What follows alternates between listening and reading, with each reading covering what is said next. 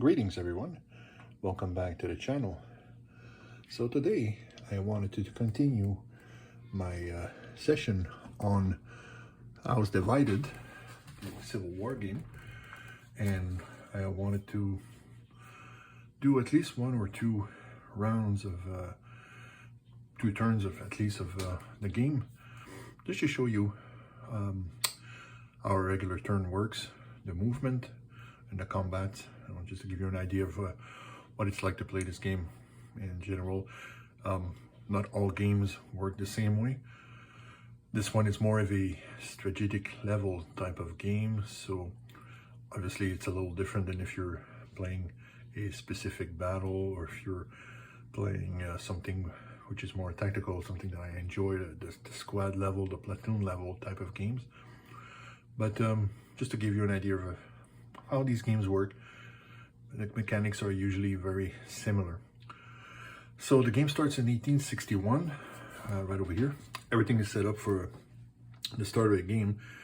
The units are placed more or less, not very accurately historically, because the game is divided by sections like this, little squares, so it's not exactly how the units would have been in a real situation, but it's mostly similar. You got like troops up north where they were being recruited, mostly troops here in Virginia near Washington, where the two capitals are located, Richmond and Washington. And obviously the South has some troops along its border at the south, just to keep the frontiers safe, since the North always had the possibility of making a naval attack due to their superiority on the naval front. So the way it works is that you first have a movement phase, you then have combat resolution. If some of the movement created a situation where units ended up in the same location, you then have a possibility of promoting a unit after you win a combat. Then you've got recruitment and the chance of promoting units out of combat. So usually what happens is that you, for the first turn, it's the Union who goes first, and the North. Normally you would do, like, you would roll a die 6 like this, and whatever roll you get, that would be the number of marches that you would be allowed for this turn. Now remember, the marches are not the number of units you can move, but just the number of marches you can do.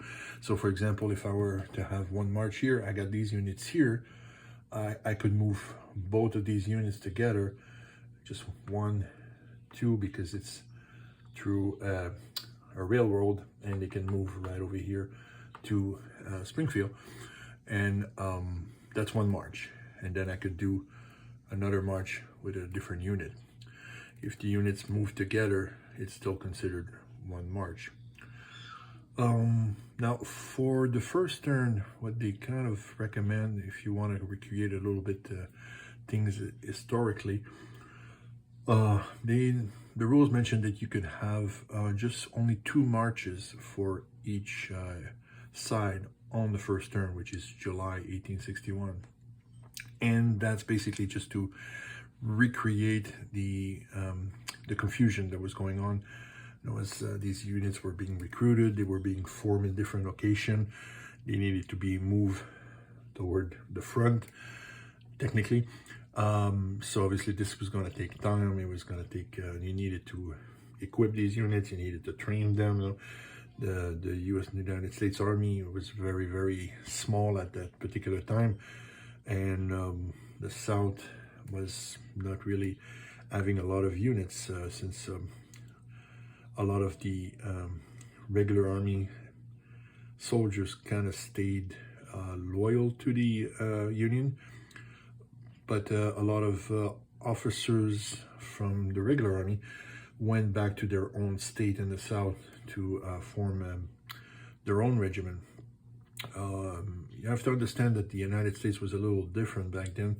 The concept of the Union, the way they have it now, did not really exist as much in states' rights. So if you were a man that came from South Carolina, for example, well, you did have loyalty to the United States, but a lot of them would consider their first loyalty to the state they came from. So if he was an officer in the regular army and he was from South Carolina, there's a very good chance that he would just leave the regular army and come back to his own state. So, and that's what happened to in a lot of cases. For example, one of the best examples is Robert E. Lee, which was a colonel engineer in the regular U.S. Army, and was offered a position in the regular army and refused it, resigned his commission, and went back to Virginia to join the Confederate Army, because he said he could not, in good conscience, fight against his home, which is kind of was Virginia, basically. So, in this situation, what they recommend is that you have both sides just with 2 marches each. So the Union goes first. It's July 1861, and like I discussed originally in my first video, I was gonna try to do this as close to history as possible, at least at the start. Things will probably change once the game gets started, because obviously things will not go the same way that they did in the real life. So one of my plans is obviously to go down the Mississippi River like the Union did, and they wanted to cut off the Confederacy in two. And obviously one of the major highways to do this would be through the Mississippi, as it goes way down back to the Gulf of Mexico.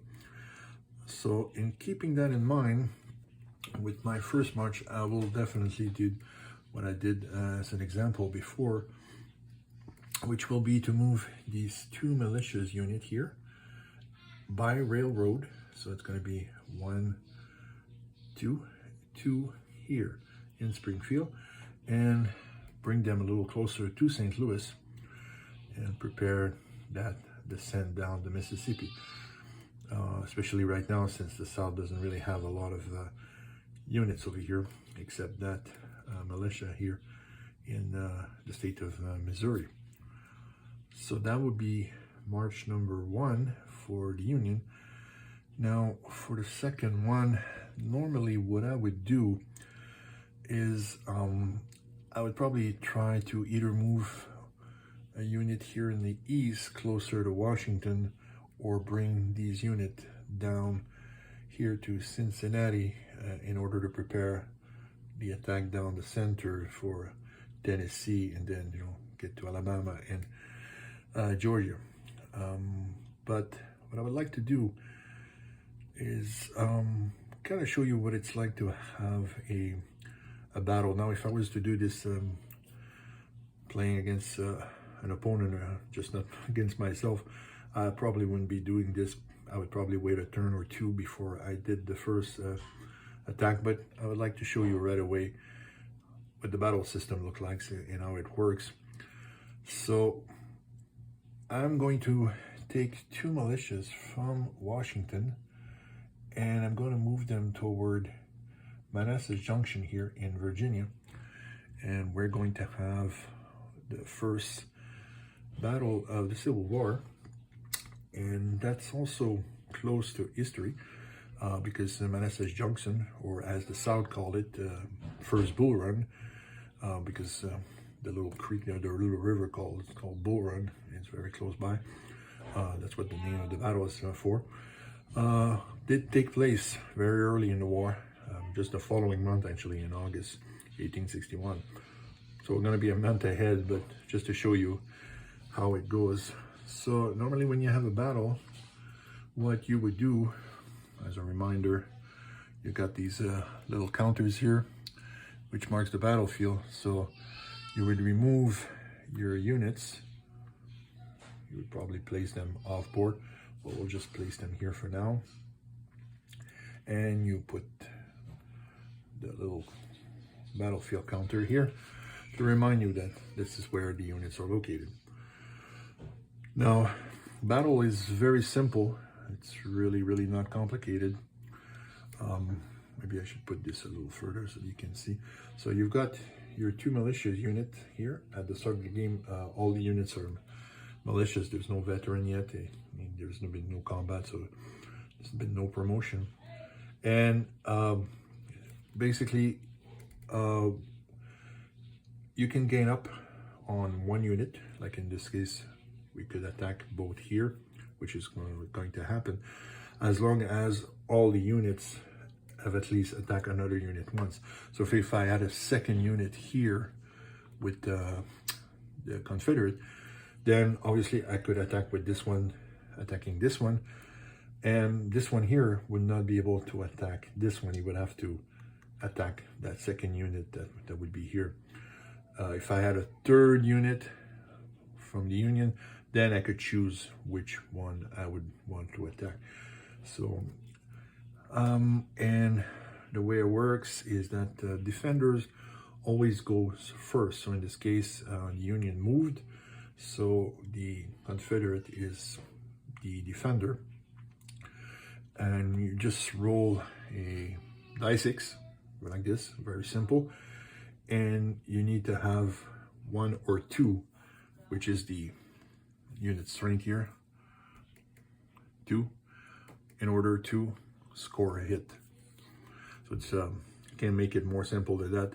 There's a few other things that will modify the attacks, depending if you're attacking from across a river, if the unit you're attacking is entrenched, if there are crack units. But obviously at this start of the game, there's really not that much, and this is just a straightforward movement from Washington to Manassas. There's really no modifier whatsoever in this attack. So the militia from the Confederate will attack this one here, and so it's 2 or less, and they get a 1. So you flip this unit over, and Confederate have already caused their first casualties. Now, after the first attack from the Confederate, now the Union is allowed to make their own attack. Now, flipping the unit doesn't really change their score, their attack strength. They're still 2. The darker side just indicated that some damage was done to it, and if there's a second damage done to it, then the unit is removed from the game and goes back into the recruitment pool. So that's the only thing, but the strength stays the same, which is a little different than other games where when you flip a unit to its damage side, a lot of time their strength is not the same, their morale is not the same. There's really some penalties added to that, but that's not the case in this game. So now the Union will make the attack. So the first unit here will attack this one, obviously. And again, it's a 2 or less for a damage and get a 4. So nothing happens on this one. Now the second unit will make its own attack. So this one here. And again, 2 or less, and they get a 2. This means that this militia is now damaged. The first round of combat is completed. We can now move to the second part. Now, starting in the second phase of combat, the defender or the attacker could bring in some reinforcement. In this case, I'm not going to really do this for the Union. They're kind of sitting pretty here. They took 1 damage, but they're already damaged the Confederate unit.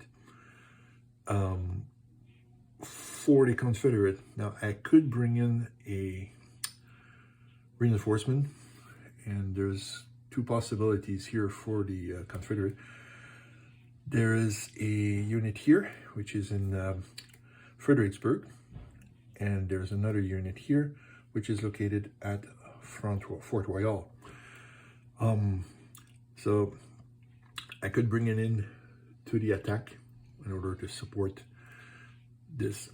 I will do so at this point. This is again something that did happen for real in the original attack in August of 1861. A lot of reinforcement, well, not a lot, but some reinforcement did come in for the South in order to help them counteract the advantage that the Union had as numbers.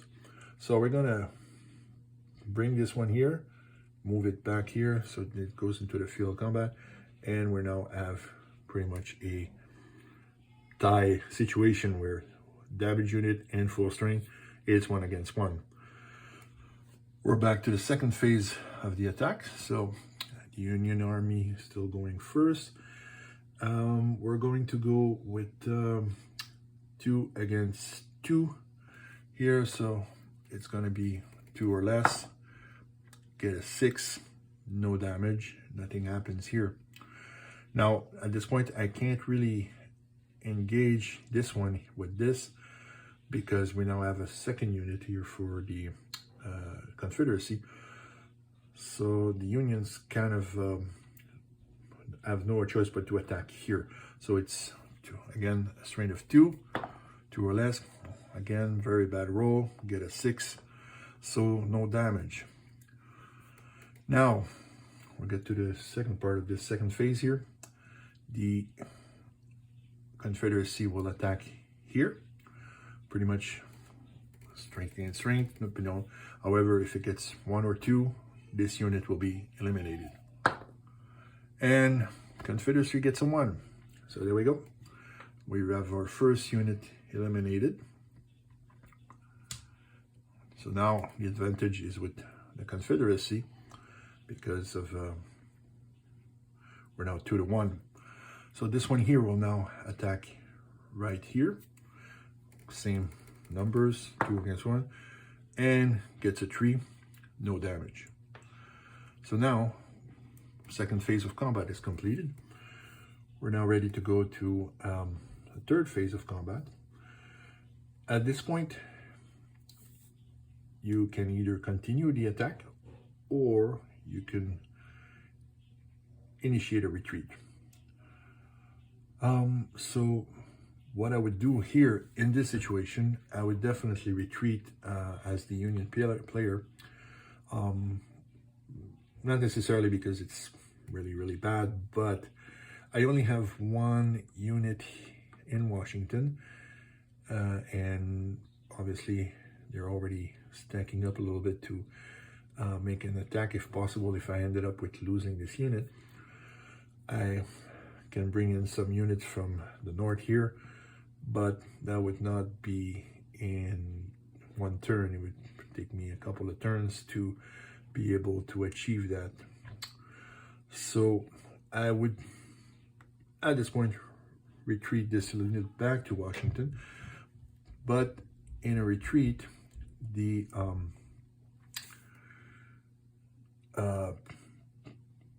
enemy that stays behind now has a 1 last chance to attack again. So there's 2 units attacking. So there's still a chance that this militia here could be eliminated. So the militia here will attack and gets a 6, so nothing. And then we have this one here making their attack, and we get a 5, nothing happens. Unit survives and goes back to Washington. Okay, we remove the battlefield sign. I flip back the unit from its damage side to his full strength side, and we now have completed combat, which was close, but it was okay. Again, pretty close to history, since this is kind of what happened. The Union came in with more strength, more forces, more men, did pretty well to start, and then reinforcement from the southern side came in and kind of shifted the balance of attack and morale of the Union troops, which were still pretty much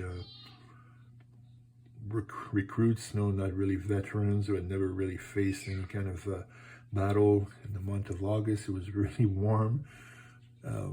After 4 or 5 hours of battle, they kind of they'd been up since very early morning to make their marches. Well, you know, they kind of broke and they fled the field. So this follows the historical situation. So at this point, we would go into the recruitment and promotion phase. Now, the promotion and recruitment phase usually works again with dice, but in general, what I do is I just kind of follow the chart that they have for command here on the how many recruitments you get for the turn that you're in the year that you're in. So, for example, in 1861, if you get a 1, you get 2 promotion, only 2 promotion for the Union, but 3 for the Confederacy, and so on. For the Union here, I'm going to do a die roll, and they get a 2, so they would get 2 recruitment, which I'm going to go get from this pile here. No, sorry, this is my veteran unit, this is my crack unit, this is the cavalry, this is the one. So I take one. Now at this point, I only have 1 militia unit available for the Union to recruit. So I'm going to go with this one, and what I'm going to do is I'm going to pick a cavalry unit of militia to add to my recruitment. So you got 2 types of units in this game, like I said, infantry and cavalry. Sorry, wrong side, cavalry. This full strength. The only difference is basically the movement and some of the things you're able to do with cavalry, like they move a little faster, a little further. They can also do a jump move from over enemy units in certain situations, which the infantry cannot do. So now you're left with the placing of these units. When you recruit, you can only place the recruitments in certain cities where you've got blue or red numbers. So here I could place 1 unit of Union forces, over here 1 unit, for example, of Confederacy forces. And there are some places where you can put 2, so depends on how many units you have. So what I'm going to do, I'm going to take the cavalry unit and I'm going to place it right away in St. Louis. So here we go. So that's going to already reinforce our position out in the west before the South is able to do anything else, which they'll definitely do once they get to their turn. And my militia here, well, we're still pretty much strength for strength, very similar out here in Virginia, and I got troops that I can bring in from this side, which is the plan right now. These troops will definitely move toward Washington. So what I'm going to do is I'm going to place this in Washington anyway, even though I got troops here to move down the center. So, which again will be done once I get more marches available. So I'm going to place this in Washington for now, simply because if I do get lucky and I roll a 6 at one point in one of the turns, the 6, you can do a naval invasion, which is what I would like to do as quickly as possible. And that would be to make an attack here in New Orleans, already preparing the march upriver to link up with the unit coming south. Again, something that was done during the real war, so I would like to keep that going, depending on if I get lucky and get a 6 or not. It's not 100% sure that that would happen. And at this point, the Union turn is over, and it's now turn for the Confederacy to make their move. Now, in the case of the Confederacy, on the first turn, there is not a whole lot they can do, because they're not in a position really to attack. They could attack the Union forces here, but we know that there is more forces coming, and they have to prepare for the West, and obviously prepare for what's coming here. Again, it's a given that things will definitely heat up in these two sectors as well. But as you can see, there's not a lot of units that they can bring in to these situations. So again, in the first turn, the Confederacy gets 2 marches available. And so what I'm going to do is I'm going to take this militia here located in Atlanta, and by railroad, I'm going to start moving it toward Nashville, Tennessee, in order to prepare the attack up here, which is going to come eventually. So from Atlanta, it's a railroad move. It's 1, 2, so we're going to stop here, and we'll be able to eventually move it to Nashville and probably try to get some units at Fort Henry and Donelson, and they'll trench them, which will block the access by river for the Union. For the second march, well, I would like to leave my units in New Orleans and in Charleston where they are for now. Again, preparing for a naval attack. Now, I know that I will probably go for New Orleans right away. In a real game, obviously, if you're facing an opponent, there would be many places that those attacks can be. So, but I would leave definitely the one in Charleston here in order to kind of move it up or down depending on what would happen.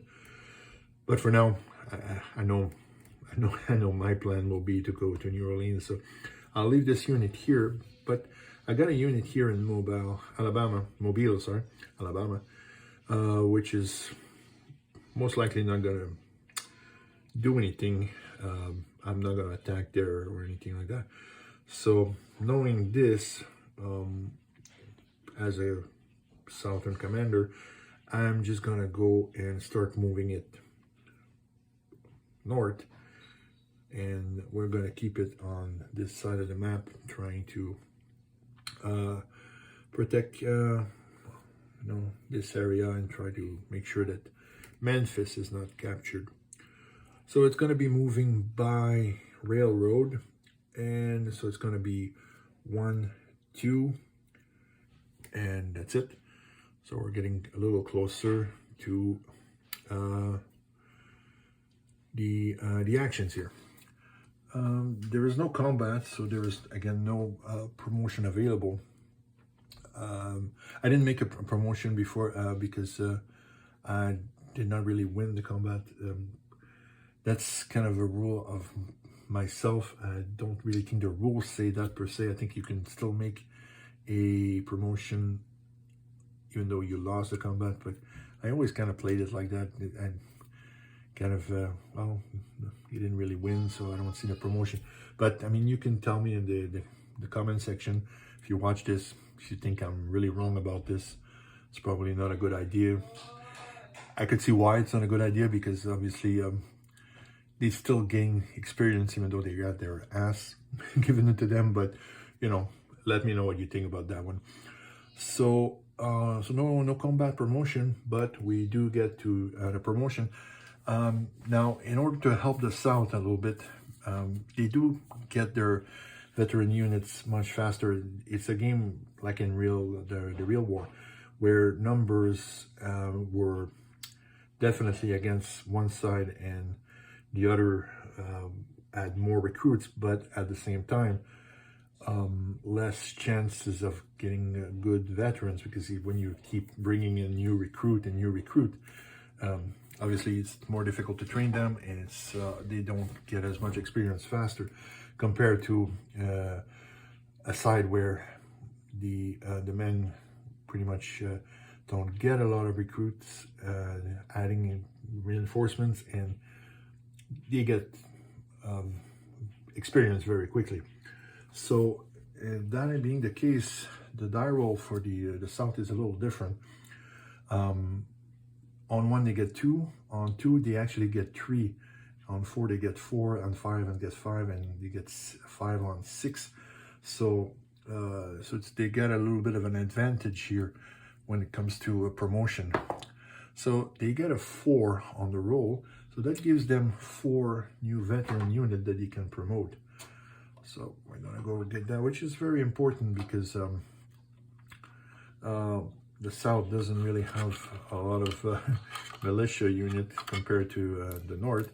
So if you can promote units quickly, that helps you replenish your militia pool, and hopefully try to get more unit on the board, keeping in mind that you can't really exceed your army strength, obviously, unless you captured some city that gives you some extra bonus points. So I would get 4 veteran units here, which is very good. Definitely use it. I'm gonna change this one here to a militia veteran. I'm gonna remove the militia, sorry. I'm going to make one of these a veteran here, just to give us a bit more strength in Virginia. I'm going to change the Fredericksburg militia also to veteran, again, just to give us a bit more strength, because I mean, we know that there's a lot of power coming, a lot of numbers that are going to be stacked up against this particular area. So veteran units, you get a 3, so you score a hit on 1, 2, or 3, which is just one extra number, but it really does a different when you're facing the odds that the South is facing when the game begins. And I think I'm going to promote one of those 2 militias here, just to give me a bit more strength when it's going to come up from when they're going to come up and they're going to face up the Union coming in the center. So I'm going to just promote this one here. So that gives me a potential of 4 militia units later for the South at the next recruitment phase, if possible. So there we have. So there you go. You've got the mechanic of the first turn.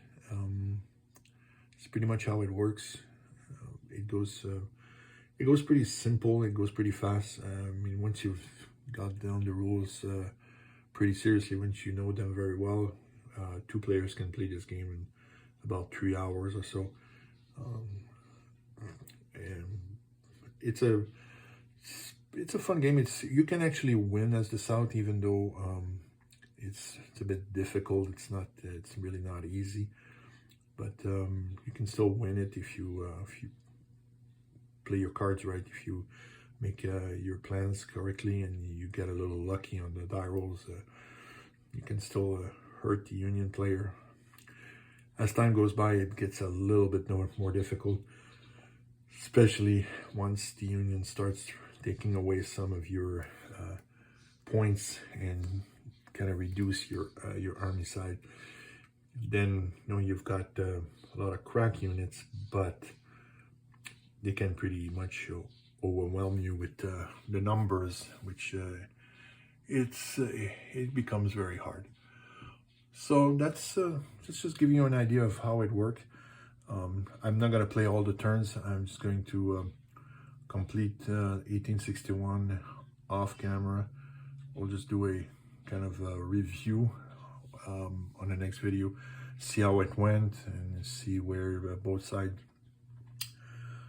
stand after the first year of the war, how well it's going or how bad it's going for one side or the other, and just to review everything.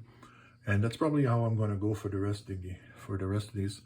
I'm not going to play all the turns. I'm just going to give you a quick overview of what the year was like, how it went, and if we're still on track for sort of a recreation of history, or if things are really different now and we're on our way to change history for the better or for the worse. We'll see.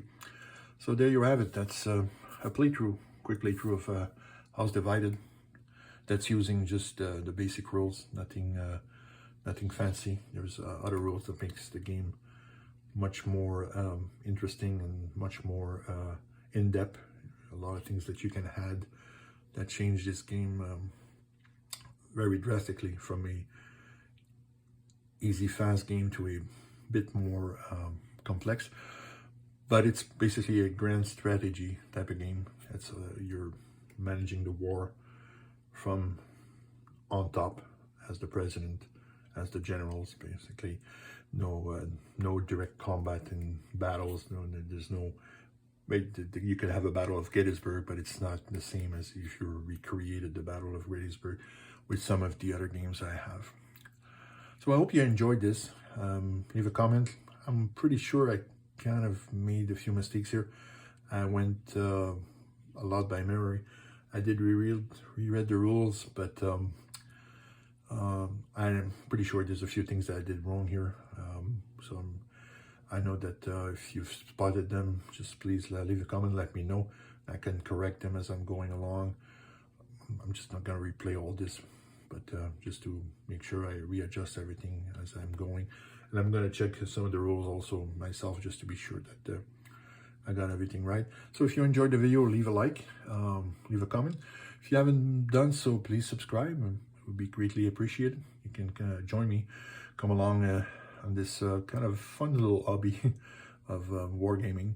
I got many other games that I want to feature eventually and talk about. Some games that are,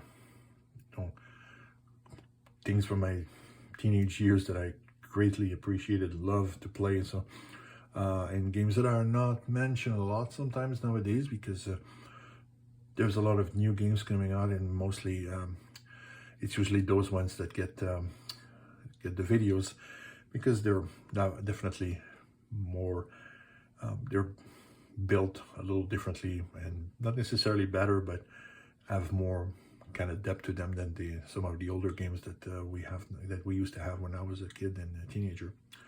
All right, so hope you enjoyed this, and until next time, stay safe, everyone.